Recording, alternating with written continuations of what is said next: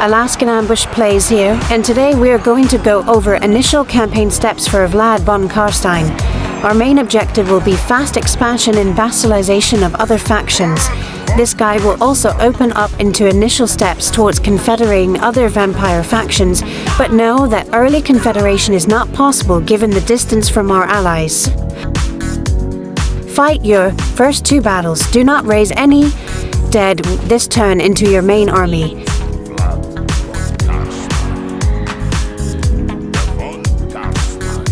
Make sure to keep damage to a minimum in order to get similar results as me when it comes to the diplomacy.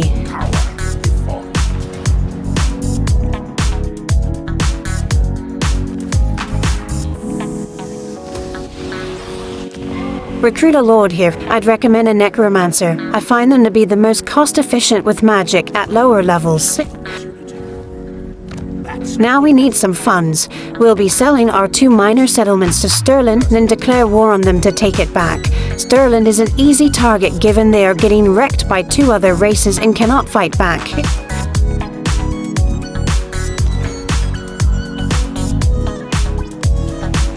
This guide will not focus on buildings, but know that when trading settlements, having military buildings in them will dramatically increase its value. Buildings you do not plan on trading should have initial growth buildings prioritized. Money comes easily to the vampire counts early on. Second prioritization should be money buildings to prep for future armies. Lastly, focus on military buildings that help you recruit heroes. Now, raise all the undead you can into your second lord. Recruit 2 dog units. For technology, you can go any route, but I find the growth tech super useful in the bottom right. Go on then, speak your words, but don't mistake me for some hate. You can get a good amount of money by joining wars. Choose weak factions you know will be wiped out soon. It is an imbecile thing. Do not sully my presence any longer than you must. Here is the end of turn 1. March your second army into the Moots zone and recruit some more units, then proceed to attack.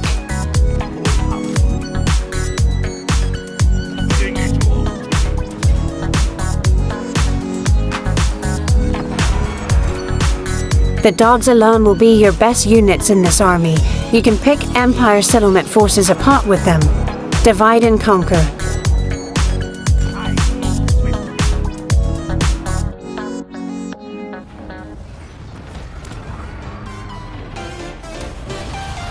Now, use Vlad to attack Castle Tempelhof. If you attack the settlement north, he will sack your other settlement.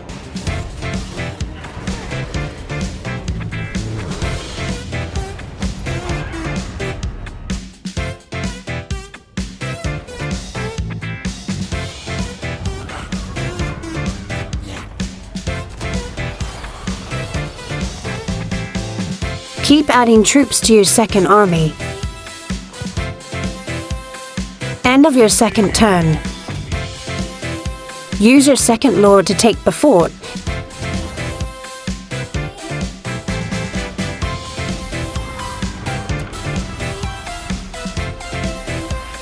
Have Vlad siege the final Tempelhof settlement.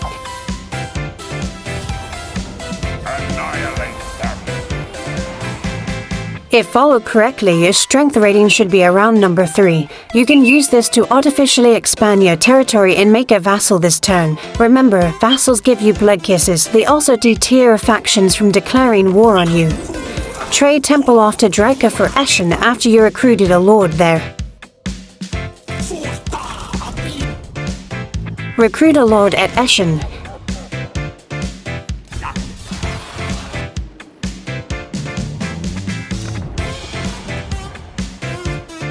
Recruit a lord at the Mute. Recruit a lord at Swordshofen.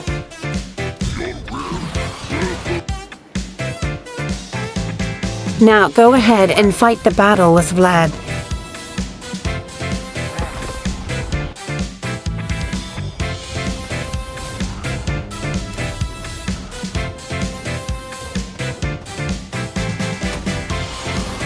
Now that you have lords at each tradable settlement, start trading settlements back and forth as many times as you can with Ostermark. This will get your relationship up with them for a future confederation. Since you already recruited a lord in Ostermark, you will need to make sure to keep their northern settlement once obtained. Once you are done, Draca will pay you to go to war with Ostermark. Take all your settlements back. The Von Carstein. Make peace with Ostermark by joining war against Draca. Get as many agreements as you can.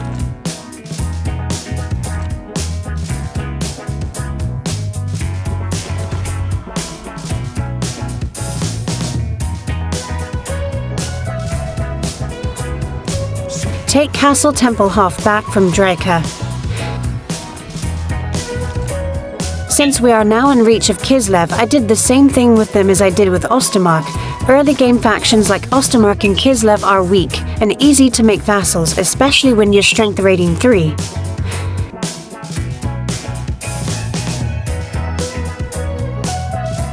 My goal is to have vassals protecting my north so that I can expand elsewhere.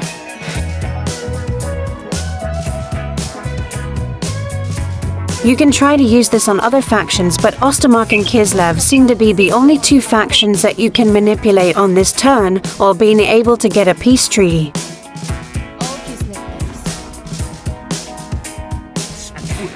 End of turn 3. Start using your second army to take over Stirland.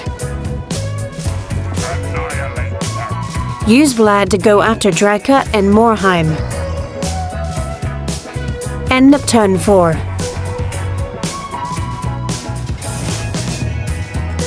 This is the most challenging fight in this guide. I'd recommend using your mobility to pick them apart and keep your infantry tightly packed in the back. Use Vlad and heroes to go after Draca.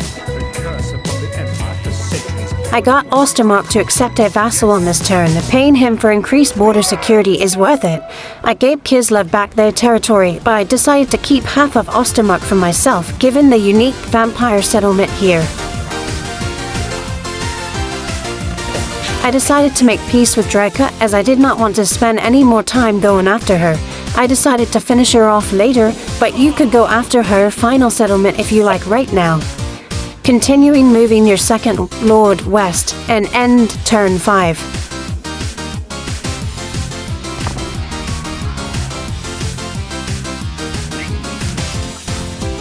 As previously said, Stirland cannot stop you given the enemies they face.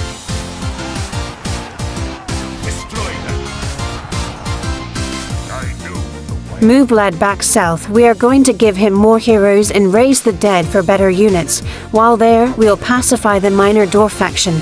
I'd like them to be a vassal, but if not, then occupying their territory will have to do.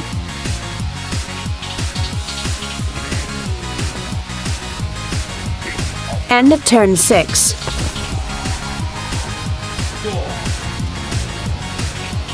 Continue taking territory with your second army.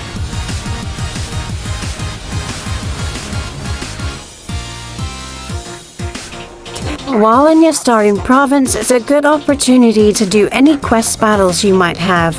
Make sure to raise some better units and get your heroes added.